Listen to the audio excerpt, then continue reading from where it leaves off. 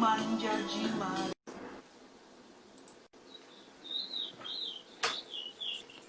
Olá!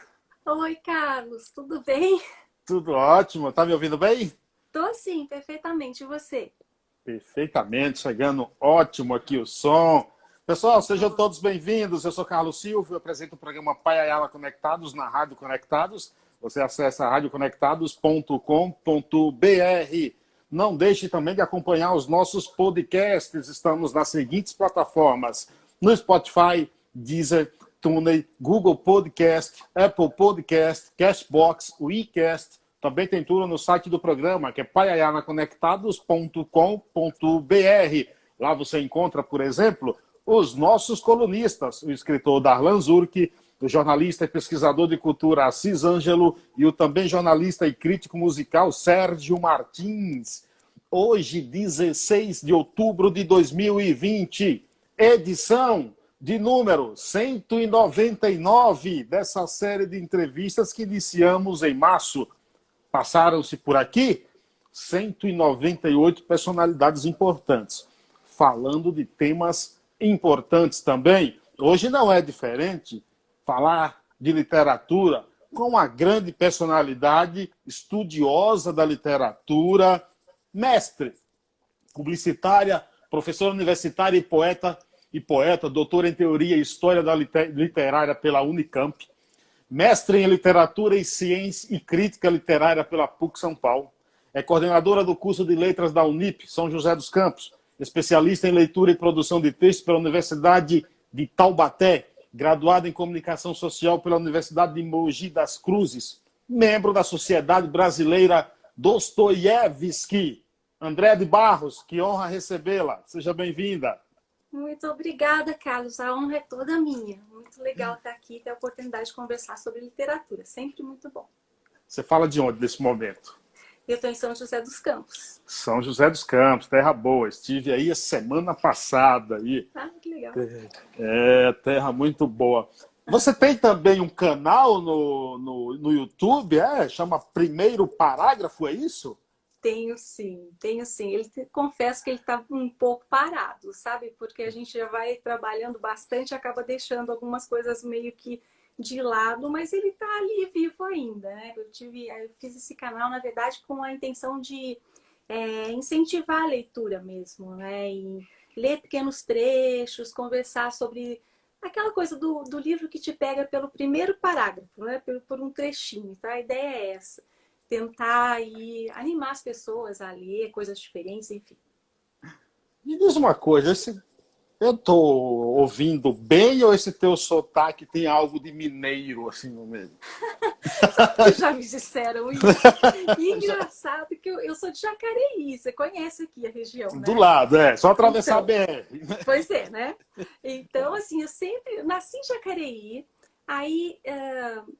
A parte de trabalho, assim, toda a vida de profissional foi em São José dos Campos. Mesma coisa, né? E eu não sei de onde vem essa mineirice, eu acho que é de família, né? Porque muita gente me fala isso, você é mineira, tal, pelo jeito de falar, e eu não sei, não tem uma razão aí na árvore genealógica, mas certamente eu acho que é num convívio com pessoas, eu não sei te dizer, mas é a primeira pessoa que fala. É muito perceptível, assim, essa identificação com sotaque mineiro, assim. Engraçado, né? Engraçado, não é muito, não tem uma razão científica para isso, mas deve ter alguma coisa, né? Exatamente. Vai que na outra vida você pode ter sido mineira, né? Entendeu? Verdade. E livros escritos, quantos são? Livros meus, assim, autoria só minha, eu tenho 2 livros de poesia, né? Sim. Então, eu tenho em 2012, acho que foi 2012. Eu tenho um problema com datas, tá, Carlos? Eu fico tentando me lembrar aqui. Datas e números são sempre complicados. Mas, se não me engano, em 2012 que eu lancei o Para Seus Olhos de Vidro, que é um livro de poemas que eu lancei pela Patuá, né? E depois, eu acho que foi 2018, esse é mais recente. Acho que 2018 ou 2019, eu lancei um segundo livro de poesia também, que é A História do Fogo, também pela editora Patuá. Mas tem algumas outras participações, porque a minha vida profissional com texto já é bem antiga, assim. Eu trabalhei como redatora publicitária durante muitos anos. Sim. E aí você acaba produzindo textos de diversos gêneros, né? E aí, com isso também eu fiz alguns livros. Eu participei de um projeto, por exemplo, que se chamou As Copas da Copa, sobre a Copa do Brasil, né? E foi Copa um livro... 2014? Sim. Isso mesmo, né? Ah, Então, é? o livro foi lançado em 2014, e aí o texto é meu, mas é um livro que ele é um livro... Ele tem muitas ilustrações, então é um livro... São 4 autores, não, são 5, desculpe, são 5 no total, né? Incluindo o meu texto, né? Eu fiz o texto, mas teve fotógrafos, ilustradores, trabalhando esse tema, né? Então tem algumas coisas interessantes. Tem algumas participações também em antologia de poemas de autoria feminina. Tem um coletivo em São Paulo que se chama Senhoras Obscenas, um coletivo de autoria feminina. E também tive a alegria de participar com elas aí de algumas edições. Então, tem algumas coisinhas por aí. Eu tenho uma amiga que ela é jornalista, escritora, e ela participa também de um grupo aqui intitulado Sarau das Pretas, que também é sobre Já ouvi literatura falar. feminina. Já ouvi falar, que legal. A Elisandra, além de ser amiga, a gente é da mesma cidade, na Bahia, entendeu? Tá. Que legal. O Ottoboni chegou aqui, ó, já te chamando, ó, La Belle de Ju. O Júlio é terrível. Júlio é um querido amigo, né? Graças a ele que estou aqui, né? Esse é sensacional, entendeu? Esse falou que você é a princesa das letras, né? Toda lei. Júlio generosíssimo nos elogios, sempre muito gentil, né? Um amigo muito querido, agradeço. Você teve uma pesquisa acadêmica aí com foco principal entre as relações da literatura brasileira e russa do século XIX e brasileira, principalmente Machado de Assis e Dostoiévski. Quais são as relações entre a literatura brasileira e a russa? Tem muita coisa interessante aí nessa história, viu, Carlos? Eu, basicamente, trabalhei no mestrado, eu fiz uma relação entre Dom Casmurro, do Machado de Assis, e um livro chamado O Eterno Marido, do Dostoiévski. E ali foi uma relação mais textual, em termos de como ambos os escritores trabalhavam a questão, o ambiente no livro da dúvida, a manutenção da dúvida durante todo o romance, né? Então foi mais uma análise de estética, de construção de texto. Só que aí, durante esse mestrado, eu fui percebendo algumas coisas que, por exemplo, ambos eram contemporâneos, né? Trabalharam ali, escreveram mais ou menos na mesma época, com algumas pequenas diferenças aí de anos. E eram escritores que trabalhavam, né, que viviam em países que tinham situações, relações socioeconômicas e relações de produção muito complicadas, né? O Brasil, né, a escravidão, o processo, a sociedade patriarcal, latifundiária, escravagista. E na Rússia, a gente tem a questão da servidão, né, no século XIX. São fenômenos diferentes aí, mas tem algumas semelhanças, alguns pontos de aproximação. Além desses pontos de aproximação, que não são da literatura em si, né, mas da questão do contexto aí social do qual a literatura surge, né, e se expressa esse tipo de contradição social, tinha um fato que me deixava curiosa. Por que Dostoiévski? Eu estava fazendo um mestrado, acho que era em 2006. Né? Então, naquele período, a literatura russa estava vivendo um boom no Brasil. Você ia nas livrarias, tinha a Editora 34 ali, né? Com vários títulos, assim, com qualidade de tradução muito boa, traduzido diretamente do russo para o português, né? Então, estava muito na moda no Brasil se ler, né? Dostoiévski principalmente. Dostoiévski sempre foi estava ali na linha de frente, parece. E eu pensava, poxa, né? Por que o Machado de Assis, que é um grande escritor, tão interessante, tão rico, tão incrível quanto Dostoiévski, na minha visão, né? Não tem essa... Fora do Brasil não é tão lido. Por mais que a gente saiba que é um dos escritores da literatura brasileira mais estudado fora do Brasil, a gente sabe que ele não é lido.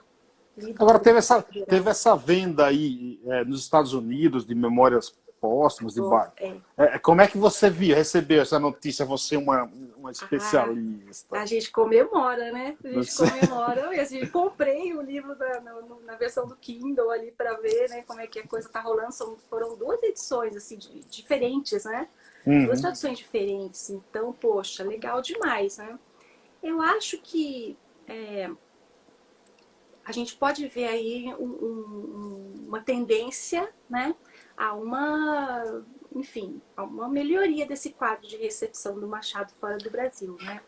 Machado de Assis, o primeiro presidente da Academia Brasileira de Letra, né? Qual é a importância de se conhecer primeiro a vida do Machado para depois a obra? Olha, honestamente, eu acho que a obra ela se sustenta independentemente da vida de qualquer escritor, qualquer um. Eu acho que o olhar tem que ser sempre... na verdade, porque eu estudo literatura, né? Então eu acho que a gente tem que olhar mais para o texto, para a obra, para o contexto social, é claro, do que para a biografia mesmo do autor. Né? Como eu vejo a coisa. Mas eu sei que a gente sempre fica muito curioso, né? A gente quer... às vezes a gente se apaixona por um escritor, né? Ou uma escritora por meio de um texto, né? Então você imagina, né? Aquela figura e às vezes ela nem corresponde com as expectativas, né? Não é o caso do Machado. Eu acho o Machado uma figura sensacional. Porque assim, ele é um homem pobre, né? Mulato, né? E apenas alfabetizado, com agravante. Ele nasceu num país escravocrata ainda. Foi reconhecido em uma vida como intelectual respeitado, como um dos mais importantes escritores do brasileiro de todos os tempos. Qual a importância que essa imagem dele pode dar para representar para novas gerações? Uma coisa que você colocou que é fundamental e que também é um trabalho recente no Brasil, infelizmente recente, mas felizmente está acontecendo, que a gente tem que comemorar, é que a gente se lembre da negritude do Machado de Assis. Machado de Assis sempre foi negro. Quando eu estudava Machado de Assis na escola, isso era simplesmente não era mencionado, não é? Então, é o que a gente fala daquele processo cultural, né, de embranquecimento, não é? De determinadas personalidades, e Machado passou por isso, e esse resgate está sendo feito agora. Então, nesse aspecto, é muito importante se pensar na biografia do autor, sim, tá? Isso eu acho muito fazer justiça, né, com uma história, né, a história de um povo, realmente trazer isso é muito importante, tá? Independentemente da obra. Mas o Machado, por muito tempo, ele foi considerado um gênio, como se fosse alguém que realmente uma semente num solo árido, completamente árido, e que floresceu de uma forma magnífica. E ninguém sabia explicar meio que como, né? Enfrentou dificuldades imensas. Ele foi um dos primeiros, por exemplo, a enfrentar aí essa barreira da cor e da classe? Você considera ele como um dos pioneiros? Eu acho, na época dele, ele foi um dos poucos, né, nessa condição, tanto social, né, como você falou, quanto da cor, de conseguir esse espaço tão importante na sociedade literária, no caso, numa sociedade tão preconceituosa, numa sociedade calcada ainda, né, nos alicerces aí da escravidão. Então, por isso, biograficamente falando, ele é de uma grandeza enorme, né? Eu não saberia te dizer, sinceramente, se ele foi o único, né? Mas eu acredito que não.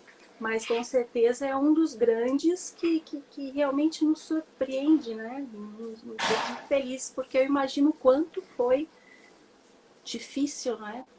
Se até hoje é difícil. Em quantas partes é possível dividir a obra de Machado de Assis e quais as características dessa sua obra? Legal. Então, teoricamente, né, normalmente, as pessoas dividem em duas fases, tá? A primeira fase do Machado iria até Memórias Póstumas de Brás Cubas, tá? Que é de 1888, se não me engano.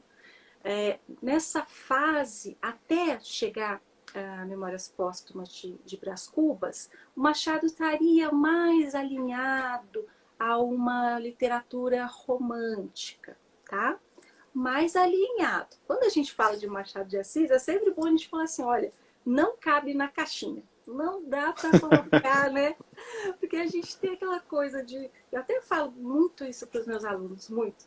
Que quando a gente trabalha com movimento literário, escola literária, romantismo, realismo, é uma forma de entender as coisas didaticamente. Mas nenhum escritor, né, merece ter rotulado ali, né, colocado. Claro, claro. E então, assim, eu sempre falo com essas ressalvas, né?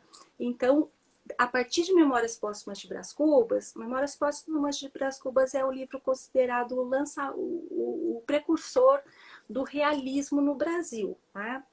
Isso para vestibular, para estudo, beleza. Então, mas há até hoje alguns pesquisadores que dizem que o Machado não é realista, que o Machado não era romântico, que o Machado, né? Enfim. Ele era um nacionalista? Não vejo o Machado como nacionalista de forma alguma, não. Não, não. Ainda bem. Já estou entregando as minhas vertentes aí. Mas não. Eu acho que o Machado não tinha essa coisa... Ele tinha uma visão muito profunda de todos os meandros, inclusive os pontos mais sórdidos das relações sociais no Brasil, dessa sociedade carioca, né? Do século XIX. Portanto, tratava isso com muita ironia, com muito sarcasmo, né? E de uma forma, Carlos, muito... Ele não era panfletário. Então, ele não fazia uma crítica completamente... em que ele colocava e gritava, né, por alguma causa. Mas ele tinha uma crítica sinuosa, né?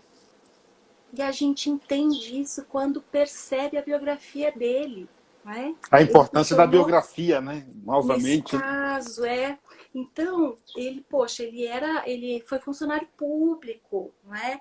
Ele não era um homem de posses que podia se dar ao luxo de desagradar pessoas. Ele precisava saber lidar com tudo isso, né? E ele conheceu, acho que por todos os lados, os pontos de vista, ele conseguiu analisar essa sociedade tão complicada, né? O Júlio Ottoboni te pergunta, e o interesse pela Capitu também existe fora do Brasil e em outros países? Sim, porque, por exemplo, no caso da Rússia, vamos falar um pouquinho de Rússia, né? Dom Casmurro foi o primeiro livro traduzido para o russo, né, de Machado de Assis. Então, Dom Casmurro, que a gente vai ter aí, né, a nossa Capitu. Então, a Capitu é uma personagem emblemática mesmo. Um outro livro muito importante, um livro de teoria literária americana, que surge enfocando bem essa questão da imagem da Capitu, é o Otelo Brasileiro de Machado de Assis, da Ellen Caldwell, que escreve esse livro em 1960, 61, e ela muda toda a visão que se tinha da Capitu, que até então era condenada por adultério, ponto final. Afinal, mas essa é a pergunta de 1 milhão, né? Ela traiu ou não traiu o Bentinho? Tá bom, eu vou dar a minha opinião, tá? Tá, mas assim, ela não traiu. Você não está sendo um tanto quanto aí corporativista, feminista? Olha, vamos tirar a carteirinha do feminismo, então. Vamos. Só tem vários níveis, né? A gente pode responder quando a gente fala de literatura, né? Tanto pela impressão pessoal, né? como leitor, que todos somos, como pesquisadora. Então, como pesquisadora, eu acho que é o que mais vai interessar aqui, eu digo que Capitu não traiu Bentinho. Por quê? Porque Bentinho, né, o Bento Santiago, é um personagem criado de uma forma maravilhosa para mostrar um ser humano que desde da formação ali, desde de pequenininho, né, até a sua velhice, ele é bastante complexo e bastante frágil no sentido na constituição emocional dele. O Bentinho, ele é uma pessoa que até fica velho já, né? Ele não tem uma opinião própria sobre as coisas. Um narrador pouco confiável. Exatamente, né? Esse é o clássico narrador nada confiável do Machado de Assis, não é? E esse narrador, ele é sedutor. O Bentinho, ele se coloca de uma forma em que você quer acolhê-lo, quer estar ao lado dele naquele momento em que ele tenta resgatar as memórias dele, reconstruir a vida dele, né? Mas a gente tem que lembrar, como leitor, que é um homem que está reconstruindo sua vida na velhice. Quando a gente reconstrói algo, a gente quer reconstruir o que é bom, não é? Então, agora, quando você diz que Capitu não traiu, essa é uma opinião crítica de um especialista em literatura ou você faz parte também de uma legião de críticos que diz que esse é um dos encantos do livro e que também não pode se revelar o segredo? Ou será que você não está desse lado? Então, olha, Carlos, eu acho que o segredo mesmo, a resposta final nunca vai existir. Vai ser sempre assim, eu acho, não é? Então, eu acho que não traiu. Mas, realmente, a genialidade da história, da construção, está nesse enigma que o Machado construiu. E ele construiu esse enigma muito bem, não é? É um enigma que nunca vai ter, eu nunca vou conseguir provar isso por A mais B, que Capitu não traiu. Não tem como. Né? É válida a ideia de que ele tinha um olhar circunspecto, ou seja, que conseguia ver as coisas de todos os lados como um círculo? Podemos afirmar isso? Em relação ao Machado? Isso.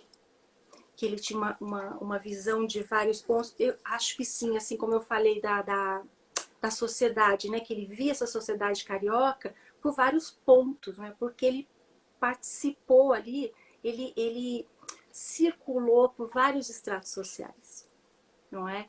O Machado teve essa rica vivência, né? Então, sim, eu acho que ele tem essa visão multifacetada, né? Que ele consegue criar esses personagens que são tão enigmáticos e tão difíceis, né? Tão difíceis da gente realmente colocar em qualquer caixinha, em qualquer rótulo, fechar qualquer resposta. Quando você fala da sociedade carioca, é aí que está também a importância da relação dele com Friburgo, por exemplo? Com Friburgo? Porque ele tem uma relação com Friburgo, né? No Rio. Não sei. Não, ele não tem uma relação com Friburgo, no Rio de Janeiro? Com a região. Na verdade, Isso. é que o Machado, ele vivia ali, ele nasceu em... Eu esqueci o nome do bairro ali que ele vivia, mas Friburgo, exatamente, eu não pode ter passado. Eu estava lendo uma crítica onde esse crítico falava um pouco dessa relação dele com Friburgo. Eu até vou te mandar essa crítica dele para você dar uma analisada nisso aí. Acho que é importante saber disso aí. Agora, voltando aqui, você falou da literatura russa. É verdade que Dostoiévski ele era um tanto quanto odiado por seus conterrâneos, né? Olha, o Dostoiévski, ele é um grande, assim como o Machado de Assis é para o Brasil, né? Um grande escritor. Dostoiévski é um dos, porque lá ele tem um culto à literatura e aos seus nomes, né? Ao século XIX, os escritores do século XIX, como um todo, eles têm valorizam muito a sua própria literatura, né? Mas o Dostoiévski, ele teve uma vida, e aí a gente vai falar de biografia, né? Bastante, em que ele mudou muito, praticamente da água para o vinho, né? Então, quando muito jovem, ele era contra o regime, né? Contra o czarismo, Sim. era um império ali ainda, né? E aí ele chega a ser preso por causa disso, na verdade, simplesmente por participar de algumas discussões em grupos, né, que se reuniam para discutir o sistema, o regime, enfim, ele nunca foi realmente um ativista, mas ele tinha esse posicionamento mais que não ia tanto, enfim, de acordo com o império em si, né? E aí ele passa 5 anos na Sibéria, né, condenado a trabalho forçado. Na verdade, ele foi para o paredão de fuzilamento. Ele ia ser, na hora, assim, eles fazem algo que é horrível e muito marcante para a vida dele, né? E chega na hora que já está todo mundo lá enfileiradinho. Ah, não, o czar foi tão bondoso que resolveu revogar a condenação, né? E mandou para trabalho forçado na Sibéria por 5 anos. Nesse processo em que ele passa no cárcere, ele muda muito, muda completamente, né? E ele passa ali, eles liam somente o Evangelho, né? Ele tem ali um resgate com a importância da solidariedade, né? Ele tem uma espécie de iluminação ali, né? Que o leva para um sentido completamente contrário quando ele sai dessa prisão. Então ele passa a defender o regime, ele passa ele é cristão ortodoxo, né? Na Rússia ainda é, né, a religião mais forte, e ele passa então a realmente ver o czar como um enviado de Cristo, né? Então ele é conservador. Então, no segundo período, né, nesse segundo período, a Rússia passa por várias, por exemplo, algumas tendências. O niilismo, né? O niilismo, então, se acredita que não, que nada que não existe Deus, que não existe nada, que é importante.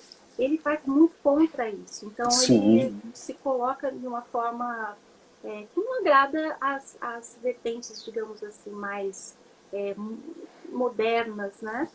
Mas continua, né? Hoje, pelo menos, né? Continua assim, um escritor muito querido, muito.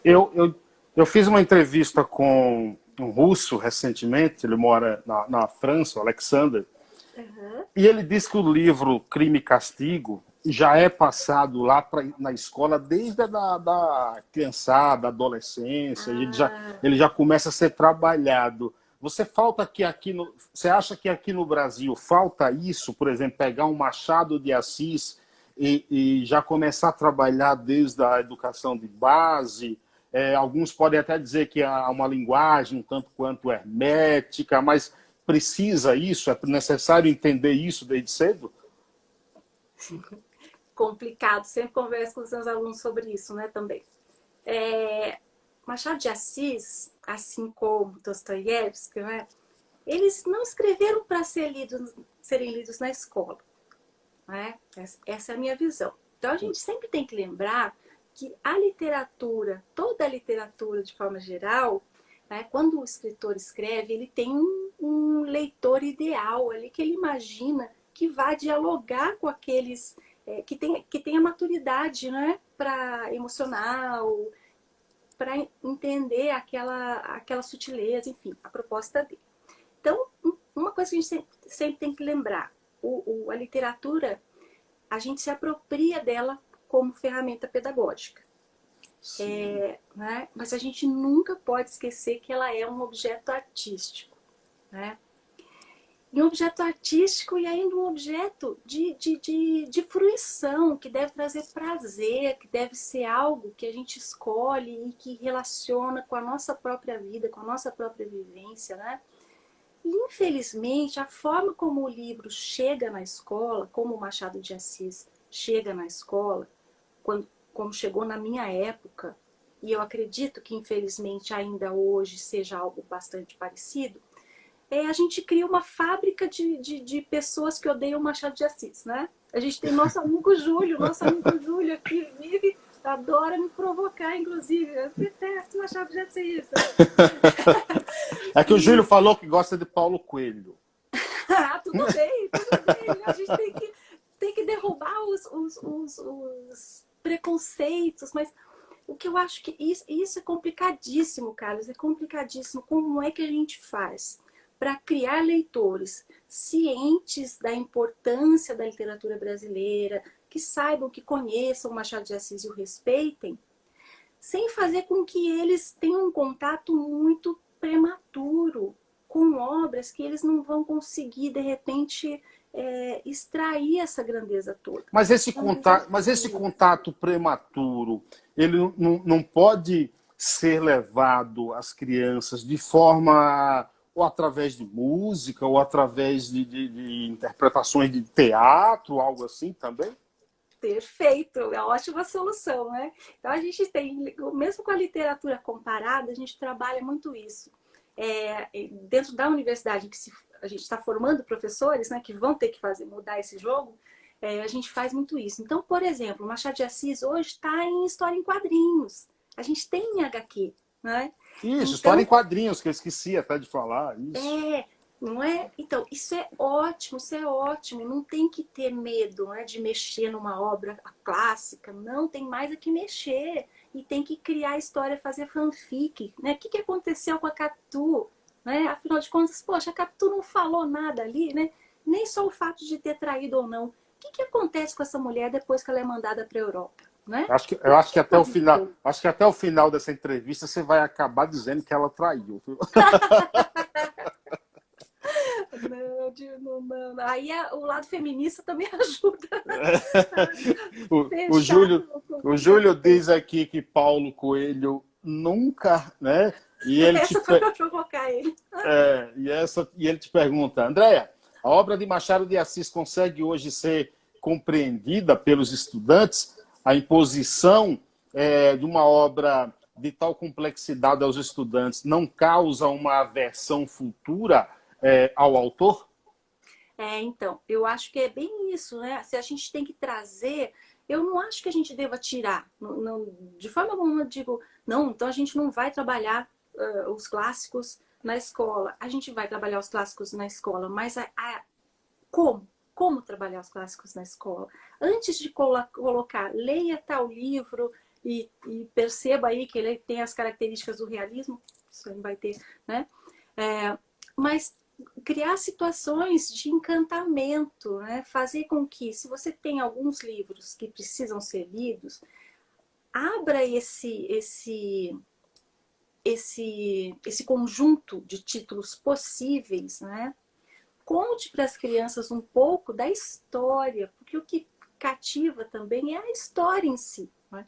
Então, conte um pouco para as crianças a história, faça com que elas tenham vontade de escolher um desses títulos, né?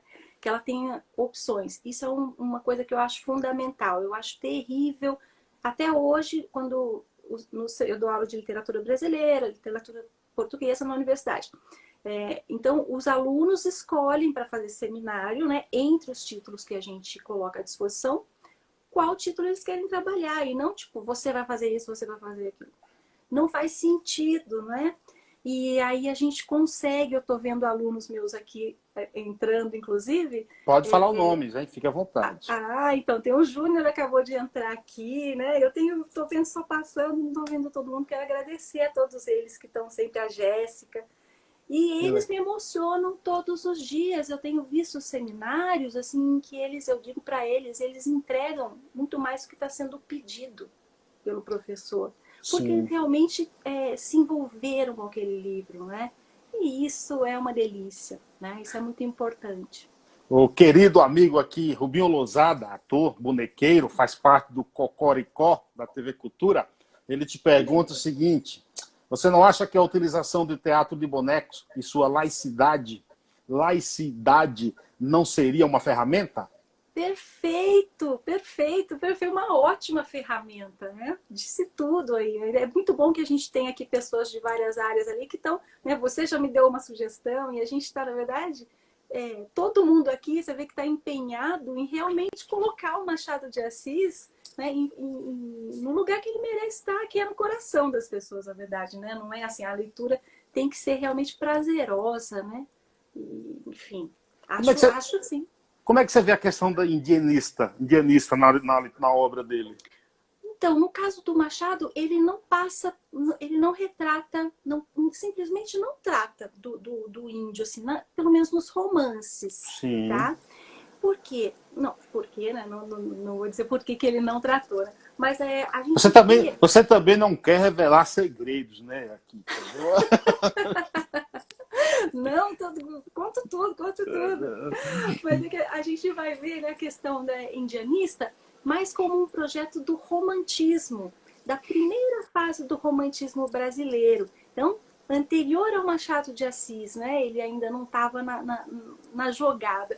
Mas o indianismo ele entra como assim uma busca de um elemento que é que seria genuinamente brasileiro, né?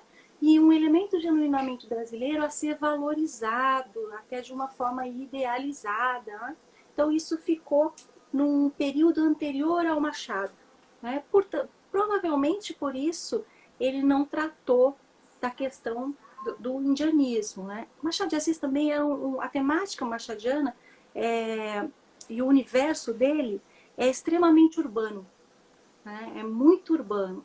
Então, aí não houve muito, a gente não encontra no Machado livros em que ele fala da natureza, e do índio também, né? A gente não encontra isso. Ó, a JSSX diz, professora querida. Ah, é a Jéssica, querida. É, Maravilhosa. Meus alunos são todos maravilhosos. um abraço aqui Tenho para muita sorte. Regiana Cruz, lá na Bahia, acompanhando Ah, a gente. O que delícia. O Rubinho corrigiu aqui o que ele escreveu, é ludicidade de lúdico. Muito bem, Rubinho, muito Perfeito. bem. Eu perdoo o seu corretor ortográfico do celular, entendeu? Você afirma, ou poderia responder, se Machado de Assis é o escritor brasileiro que não se limitou ao tempo, né, que é mais atual, seja em temas ou em procedimentos narrativos? Eu acho que ele, como ele trata no caso de. Eu acho que ele se mantém atual. Em termos de procedimento narrativo, eu acho que ele é à frente do tempo dele. Então, ele é realmente à frente do tempo. Eu acho que o que se faz hoje, por exemplo, né, que você citou o narrador não confiável, isso continua sendo pouco feito, bem feito. Né? Então, ele é inovador, ele é muito bom mesmo na técnica, na escrita. Em relação aos temas, ele se mantém atual porque, apesar de nós percebermos nas histórias dele os meandros da sociedade carioca do século XIX, ele trata de algo que continua bastante atual, que são os aspectos humanos mesmo. Então, quando a gente fala do Bentinho, a gente percebe ali vários traumas, o Bentinho é um prato cheio para a psicanálise, né? Então, são coisas que continuam aí, que são do ser humano, né? E, portanto, eu acho que ele se mantém atual, viu, Carlos? Parece que Jamais por isso. parece que você vai estudar psicanálise para estudar o Bentinho. Você tá me lembrando um amigo meu que fala desse jeito comigo. Muito engraçado, Zé. Ele fala, você vai. Sempre tem aquela vertente aí. A gente acaba até tendo que... Né? Eu não tenho formação suficiente mesmo para estudar de forma séria, né? Mas a gente acaba ficando ali naquela fronteirinha, né, Carlos? Você começa a ver assim que há muita riqueza ali de construção de personagem, com uma profundidade psíquica absurda. E o Machado de Assis, a gente sabe que ele era extremamente tímido, ele era epilético, né? O Machado de Assis, ele tem uma característica pessoal de quem realmente observa o mundo. Mais do que falar, mais do que... Ele é um excelente observador da alma humana, por essas características mesmo, né? De, Que de, ajuda. digamos que eu seja agora um aluno seu e você está nós estamos numa sala de aula. E eu me dirijo a você com a seguinte pergunta: professora, por que eu tenho que ler Machado de Assis? Você não tem que ler Machado de Assis, mas eu acho que você deveria ler Machado de Assis porque há coisas em Machado de Assis, nos textos que ele criou, que até hoje são inovadoras. Imagina alguém que lá no século XIX escreveu coisas que até hoje são motivos de estudo e que ninguém chega a um final, uma conclusão do que é exatamente o que ele é, o que ele tem para oferecer. Essa poderia ser uma das minhas respostas, tá? Essa é bem a minha cara de estratégia. Agora, se você fosse meu aluno da universidade em letras e dissesse, professora, por que eu tenho que ler o Machado de Assis? Eu ia ficar muito brava com você. Porque aí a gente já passou desse ponto, né? O Rubinho disse aqui, fizemos uma montagem de um conto, A Igreja do Diabo, e foi muito legal a recepção pelo ambiente escolar. Que legal! Olha, tá vendo? Que legal, Rubinho. Então, as pessoas que estão realmente na escola, eu sou professora, né? Toda a minha atuação na área de educação é no ensino universitário. Então, a gente já tem, na verdade, eu acho muito mais fácil. Né? Uma professora prestes a estudar psicologia para estudar o Bentinho. Boa ideia, hein? Você me deixou aí, me deu uma boa sugestão. E a gente tem aí, no caso, né, eu trabalho com adultos, com alunos que já escolheram a faculdade de letras, ou seja, está muito tranquilo, né? Agora, quem está na escola realmente apresentando para uma criança, para um jovem, Machado de Assis, é uma responsabilidade enorme, então eu admiro muito.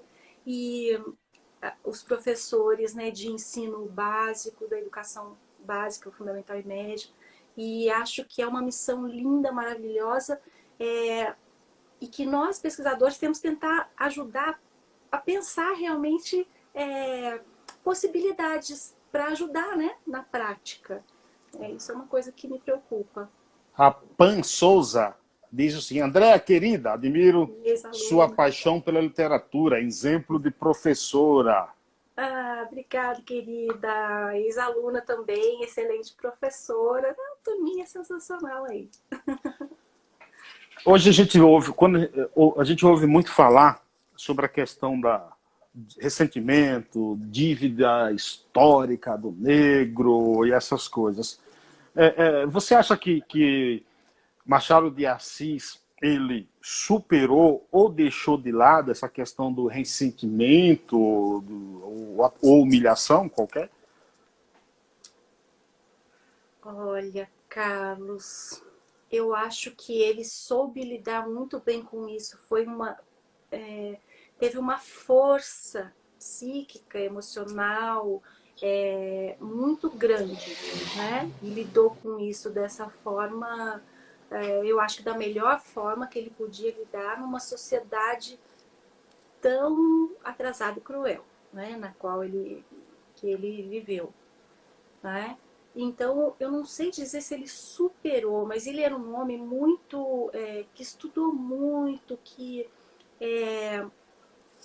eu acho que ele conseguiu enxergar isso como uma limitação das pessoas e um problema sórdido, né? Mas não carregou sofrimentos pessoais, assim, como mágoa. Porque eu não vejo mágoa na literatura dele. Não vejo expressão de mágoa. Eu vejo sarcasmo, ironia, É alguém que se coloca acima daquilo sabe, e critica de uma forma sutil, mas que faz que se posiciona. Qual o teu escritor russo preferido? Dostoiévski, não tem como, né? São minhas duas paixões, o Machado de Assis e Dostoiévski. Eu gosto muito de literatura russa do século XIX, né? Eu sou bem século XIX com literatura e realismo, né? Eu gosto dessa Mas fase.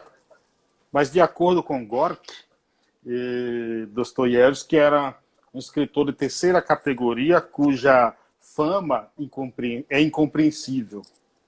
Então, aí a gente vai para a política, né? Então, o Gorky, ó. O Gorky a gente vai estar aí em 1920 e pouco, né? Logo depois a Revolução Comunista, né?